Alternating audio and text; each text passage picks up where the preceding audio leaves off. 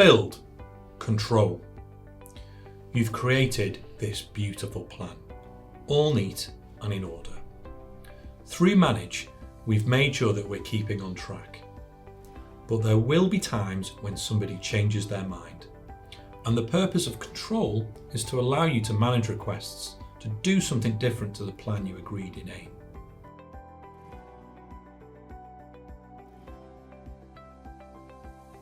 You all agreed what you were going to do at the start and you had a plan, but it was based on the best information that we had available at the time.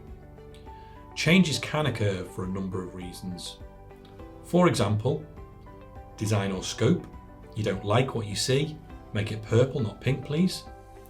The market, your circumstances or your environment has changed since AIM. There's defects or bugs.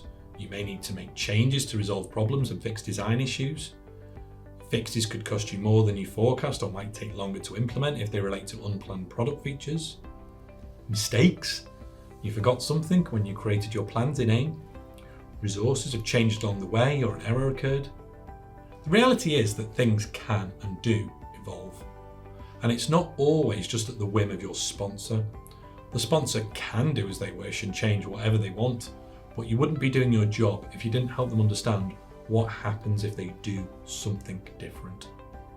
So changes aren't necessarily bad, but changing something without due consideration or impact assessment is bad. So in theory, all changes are possible, but they just need to be handled properly.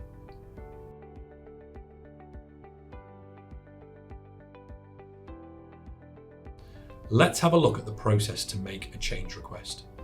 First, describe your change. Your goal here is to describe, as fully as possible, the proposed change. Include sketches or pictures if you can. The more detail, the better. Second, why change?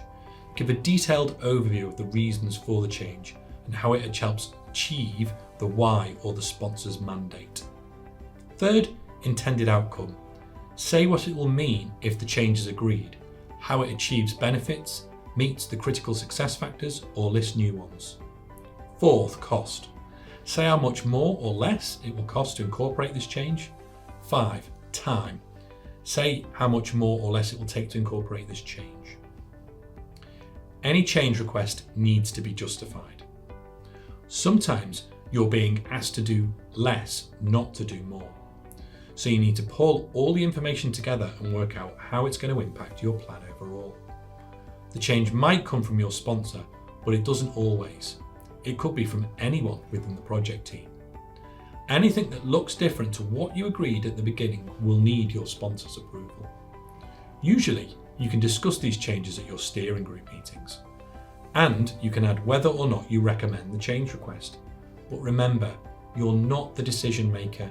You provide the information and will have to make an assessment, which means you're an informed opinion.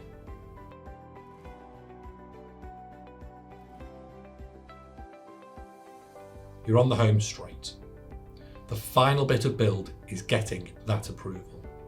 You've built your product, you're managing the activities and the plan really well. There've been a few hiccups along the way and some change that you've had to incorporate. You just need to ensure that you have agreement from your sponsor that you've built what they wanted. Reflect. Did your RACI and governance meetings help to make timely decisions? Did you create what the sponsor asked for? Have you met the sponsor's why? Learn. Have the critical success factors you agreed in AIM been met? Did you control the build throughout? Are you still on time and within budget? Improve. What would you do differently next time? Why did it happen the way it did? What will you do more or less of in the future? If your sponsor's happy with what you've built and you've met their why, then your sponsor needs to give you that formal approval to move forward.